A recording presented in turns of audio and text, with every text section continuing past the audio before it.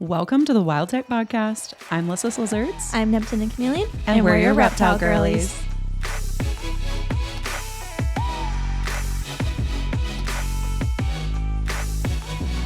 This one's for the wild type of girls.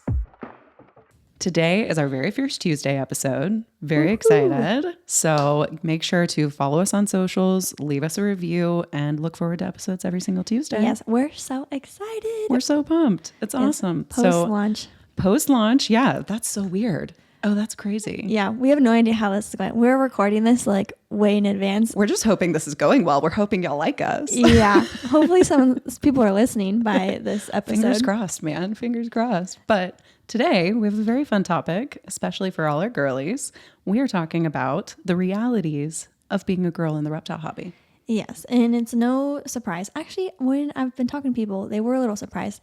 No surprise to people listening, though, that this is a male-dominant hobby. And people are like, really? And I'm like, yeah.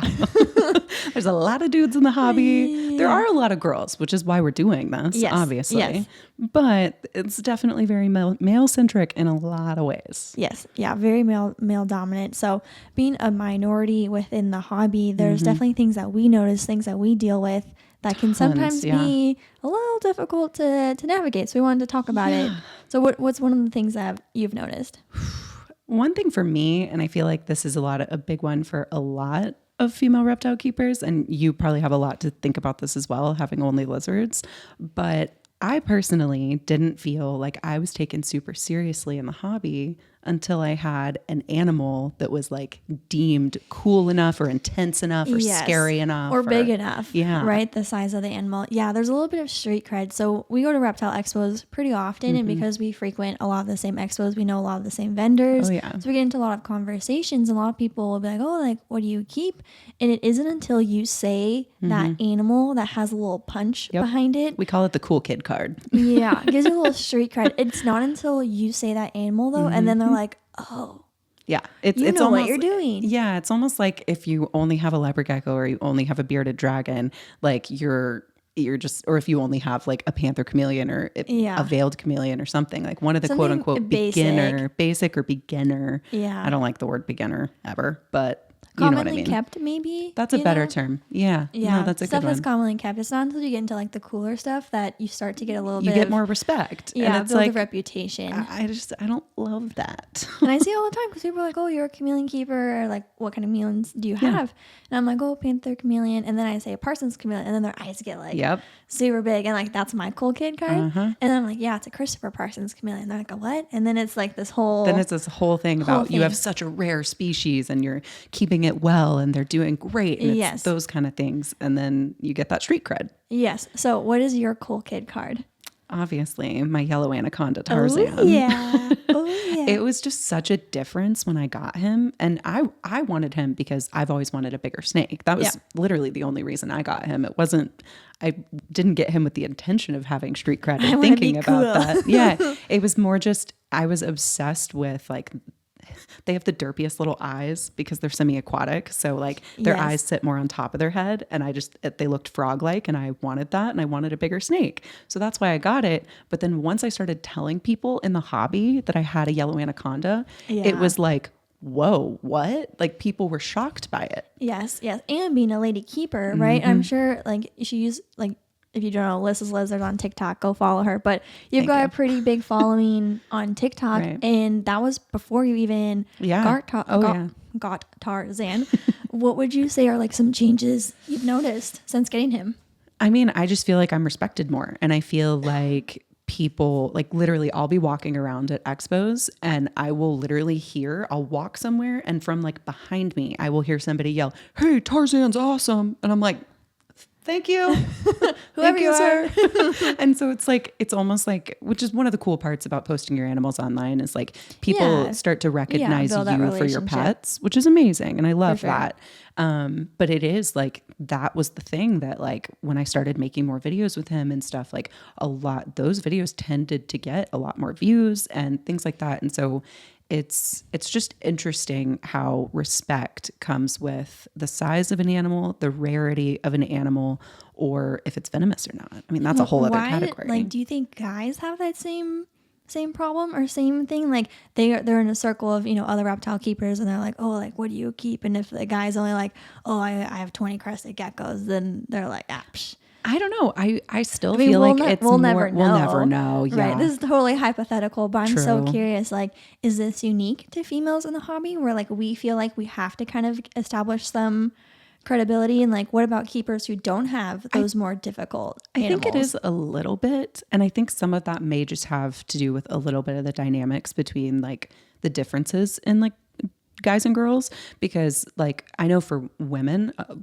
tend to be a little bit more cautious with things, right? So like very calculated, very specific, like a little bit more planned out. Like, some guys are very organized, very planned out, of course, but I think like for me personally, like I would never in a million years even consider getting a venomous species until I've like literally like talked to so many experts, so many mentors, taken classes on handling them. Like I have so many like criteria that I have to meet before I would be ready to take on a venomous species, and like credit to men. I mean, they're a little bit more like quick to jump on those things, which I think is, great, but I'm not going to do that. And I think somehow that translates a little bit to being like, oh, you can't do that. And it's like, no, I'm just planning it out a little bit better.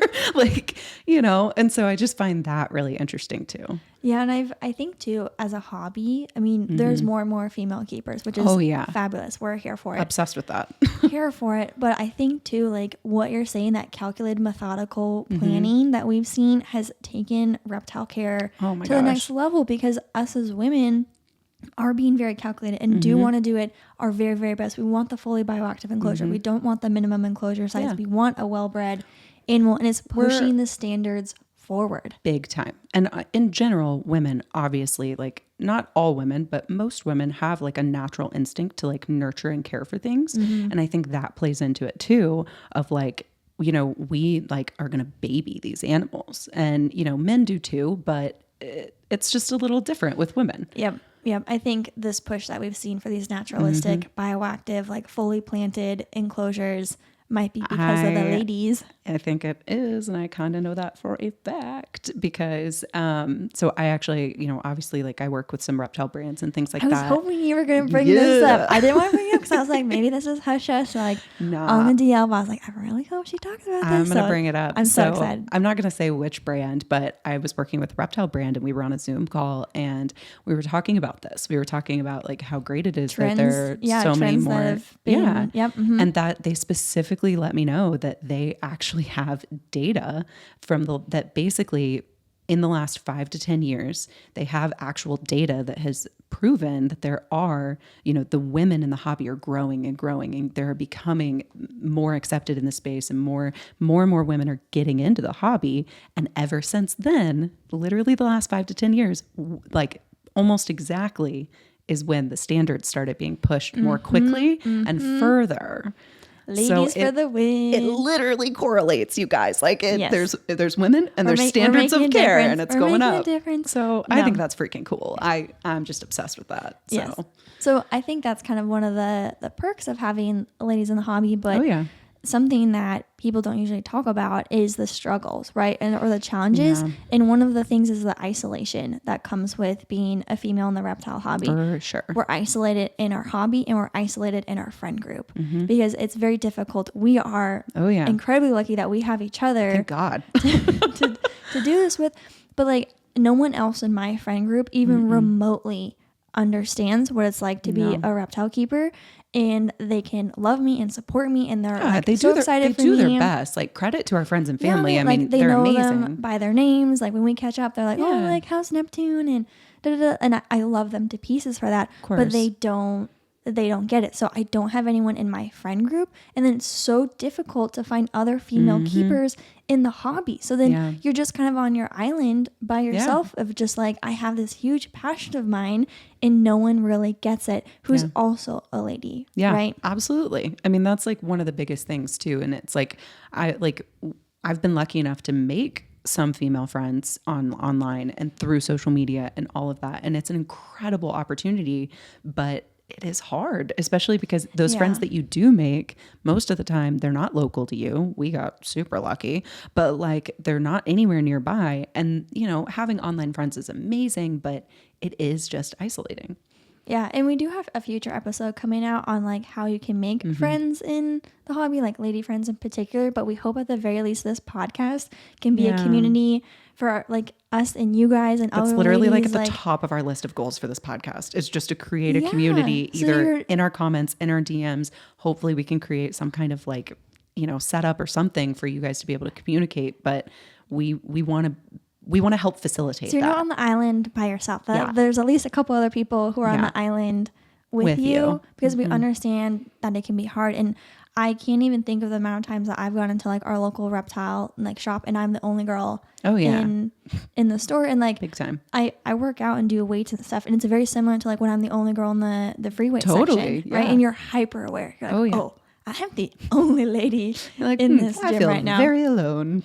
Yeah, and it's not like a bad thing. I'm not being singled out, but I'm just very aware and would feel more comfortable if there were other ladies at the gym or at the reptile shop or something like that. And I just think that's pretty special if we can try and foster that community. 100%. I mean, it just, there's something really, really special about that. One other thing that we've talked about before is the lack of older female like mentor. So if we think like you got like Steve Irwin, right? Like grew OG, up on it, right? Grew like up on it. To me, one of the first, right, to really be like a mentor and like a leader in the hobby. Yeah. And then you have this next generation of like, you know, guys who have been social media gurus and really have pushed and paved the way for keepers in that sense. But there's very few, I feel like, female keepers. One that comes to mind is Snake Discovery. Yeah, right. huge. Like she's done amazing work.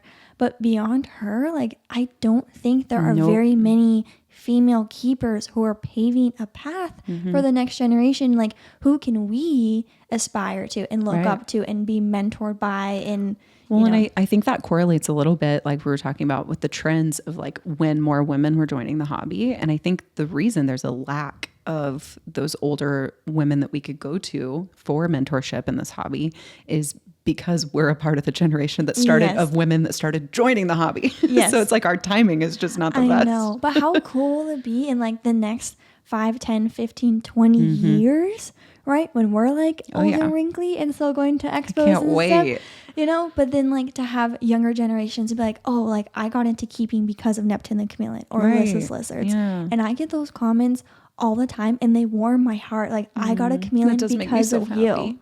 That's so sweet. Right? Like, isn't that like, are we the ones who are like helping? I hope so. I mean, that's like all that I want. I mean, my mom sends me people all the time who are looking to like get into a reptile. And she's like, talk to my daughter. She's great. She'll give you all the info.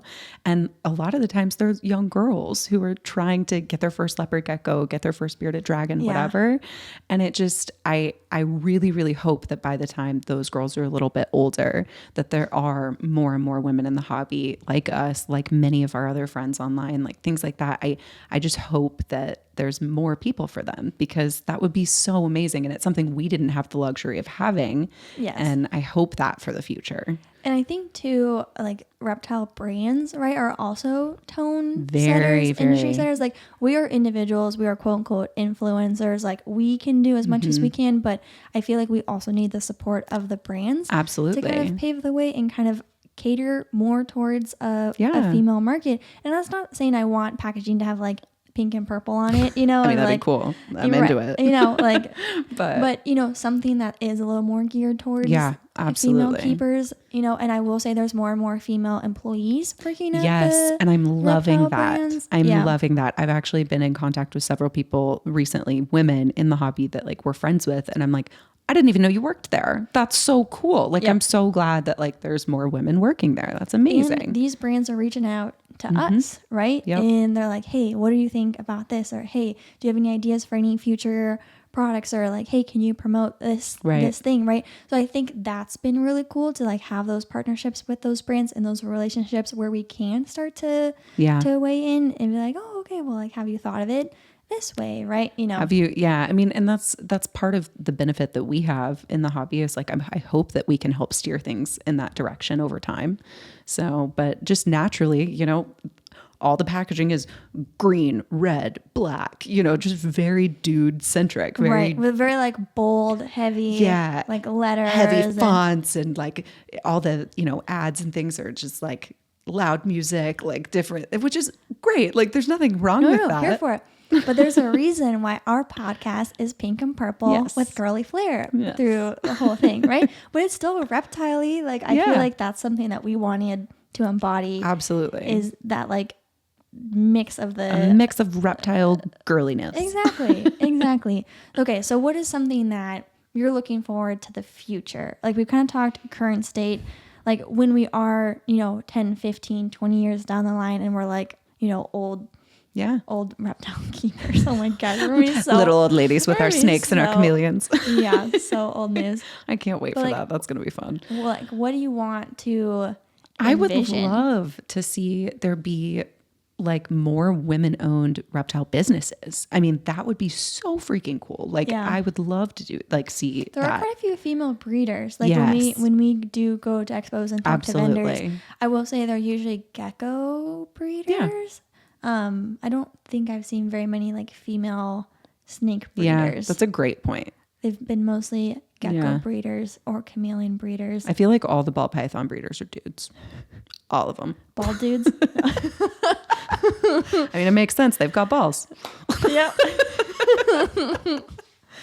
Yeah. So that's definitely okay. We'll move past that one. But like I think exactly. See more female breeders. I think more female breeders, more female owned businesses, more just and obviously like just more of a push towards the standard of care, which we're seeing, you know, hopefully we believe is coming from women and all of that. But I think in general, like if more women can get into breeding, you know, that would be so cool. Like I would love nothing more than to support female breeders when it comes to like me getting new reptiles. I mean, that would be amazing. Yeah. And I think just more representation, right? Like so then when you have these new keepers coming in that they're like, oh, like that, you know, that lady's keeping an anaconda, right? Like I can do that, or, you know, whatever it is that makes people feel or even just included, has them just like aspiring to do things like that. Like just having more women in the hobby in general is just going to further that and over when time. Your friends are like, what, you want to get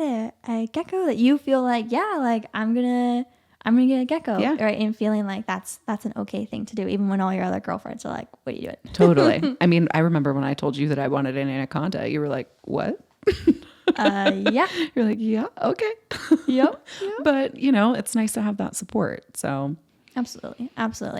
Well, is there anything else you want to add or anything you want to say to like the future generations of female keepers?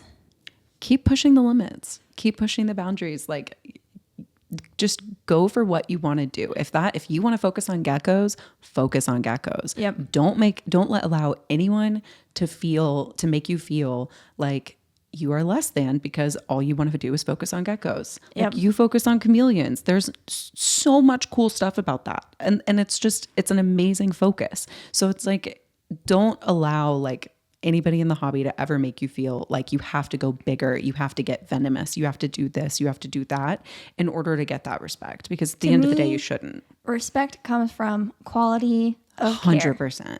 If you can have this beautiful enclosure, this healthy animal, even if it's just one single reptile, absolutely, but it's living their best life, you have my respect. From one keeper to another keeper, way 1000%. more than someone who's got quantity or quote unquote cooler animals. Like just do it well, learn, enjoy. If that means you specialize, go for it.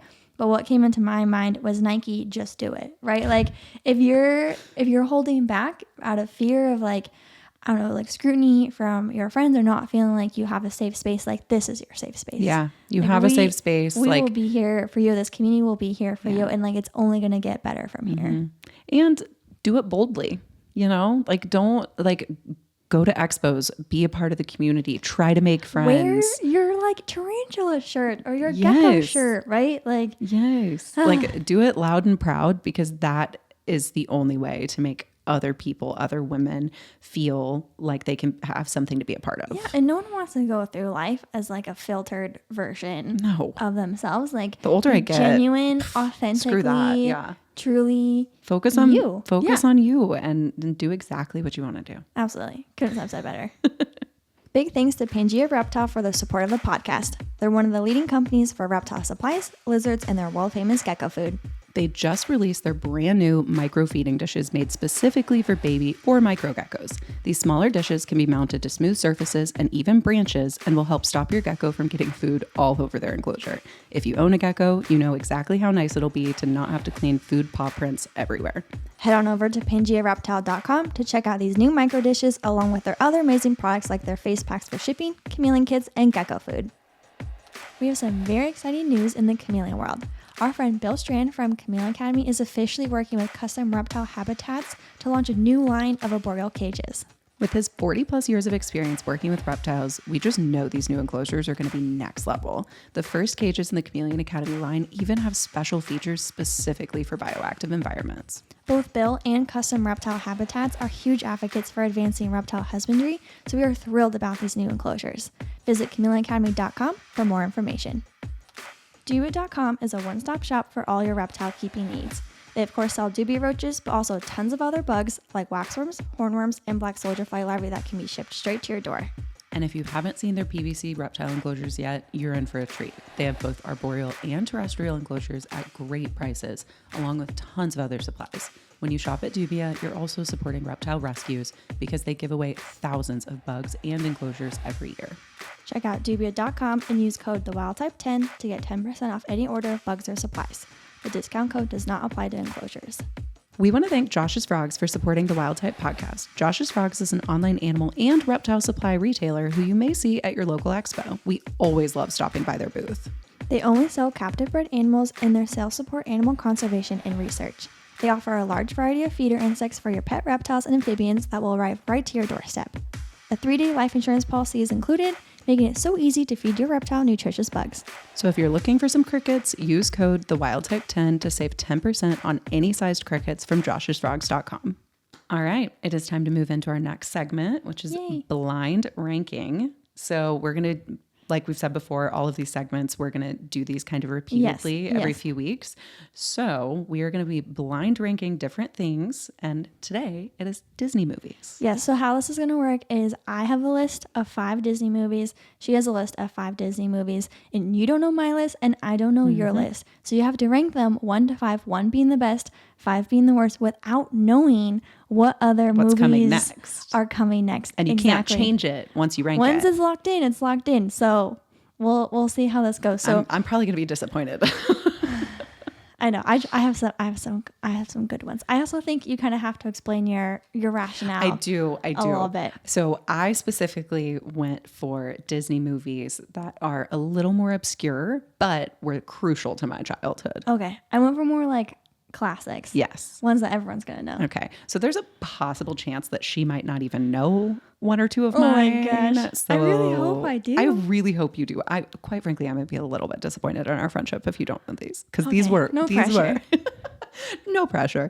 These were so crucial to my childhood. Okay. All right. You ready for the first one? Yeah, I'm nervous. Okay. James and the Giant Peach. Oh, okay. You went old school. I know. Okay, I thought that movie was kind of creepy. It totally was. That's why I liked it. Like the concept of like James and the Peach is like a whole thing. Plus all the characters were like super awful. I'm pretty sure I also read the book as a kid. Like I think it was required for school. Oh, yeah. I would have liked to have read that. I was a big reader. Maybe you're looking for something to do in your free time. Yeah, I know. Pick up the book. Okay, so as far as the ranking, so this is the first one. So I'm kind of going in clean slate. I'm going to put it number 4. Okay, that's pretty good. All right, number 2, we have Flubber. Oh, with Robin Williams? Yeah. Shoot, that's like... I know, it's a really good one. That's Disney? Yeah, I literally had to look it up because I wanted to triple confirm that all of these were Disney. Oh my gosh, Flubber. Oh, I love Robin Williams. I know, he's literally my favorite. And the flying car. I know. Man. I know. I literally, I was the kid that like, if there was an iconic little thing from a movie or whatever, I wanted it. I wanted it in my hands. Yeah. Which is probably why I like flubber. reptiles. Oh my gosh. I know. Okay. We all dreamed of having our own flubber. I'm thinking of putting flubber like 1 or 2, but I feel like I have to save my number 1 spot for like, we've got 3 more movies. So I'm going to put flubber number 2.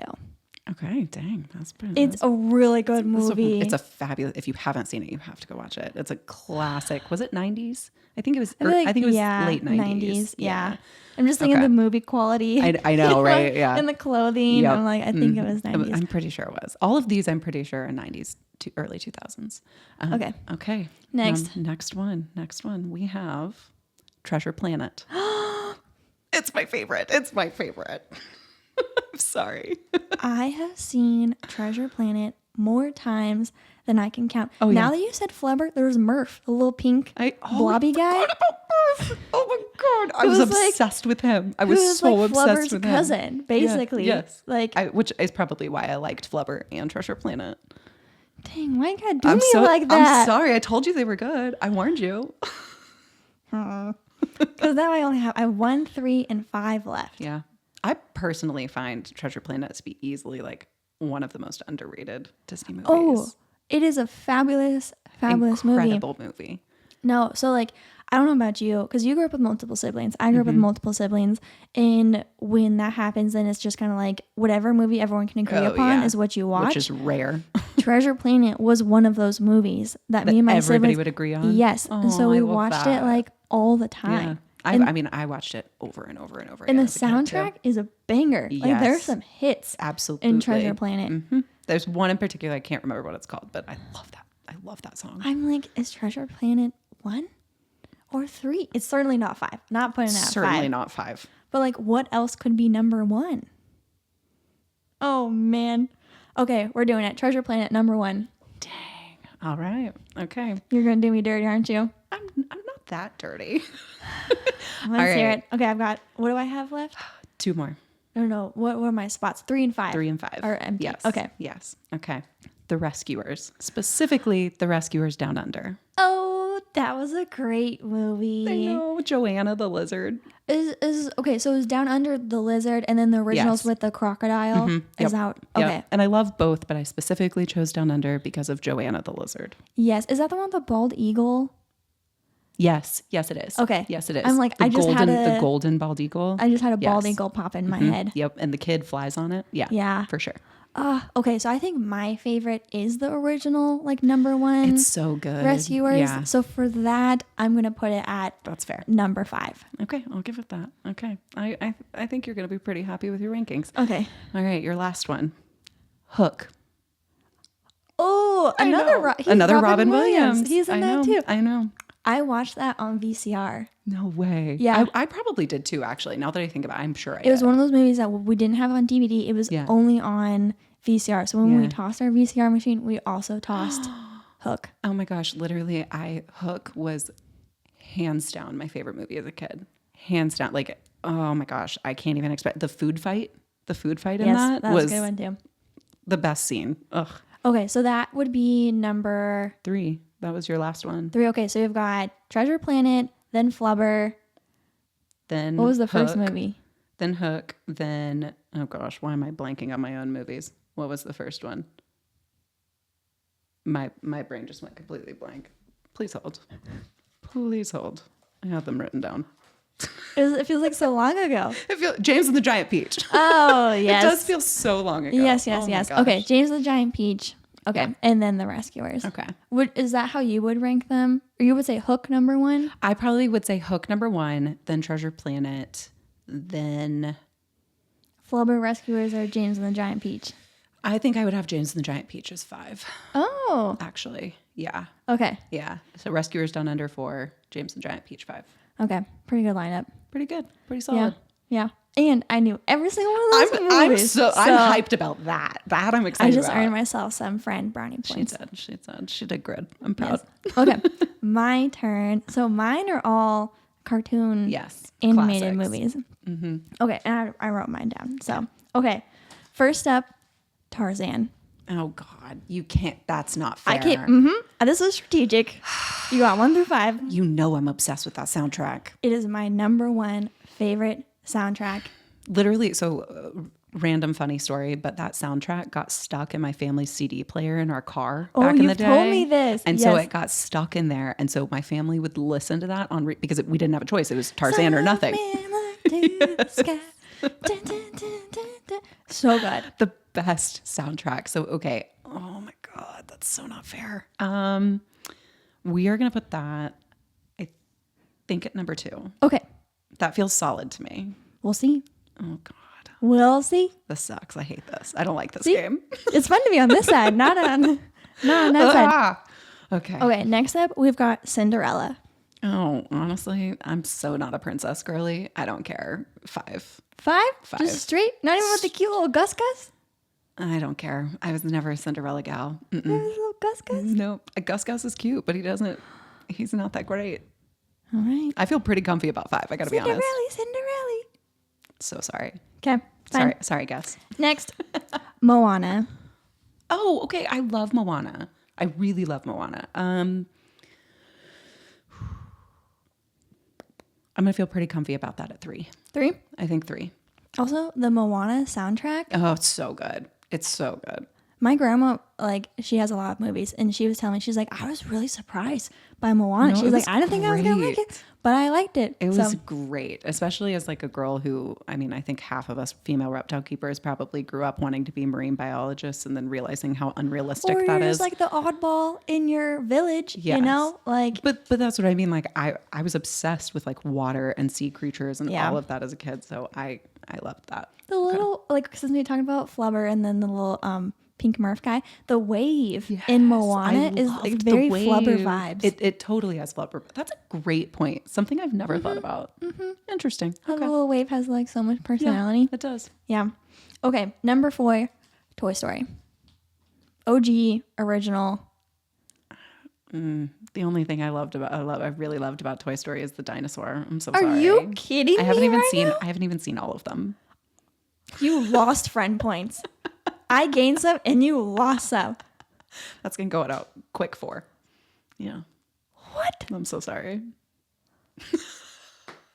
You have to remember that you are so much more of a Disney cartoon girl than I am. I picked this ranking. I was like, we're doing Disney movies. And I was so excited.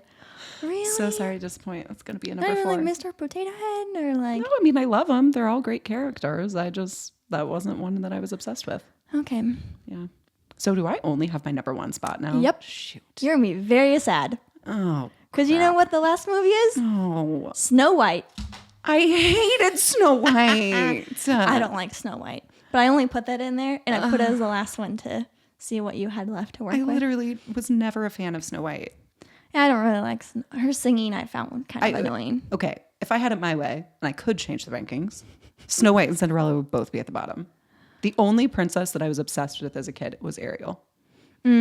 Oh, yeah, I could have put Little Mermaid in here. That would have been number 1. I did want some like Disney princess like Yeah, you gotta have some classics in there. I'm just not a fan.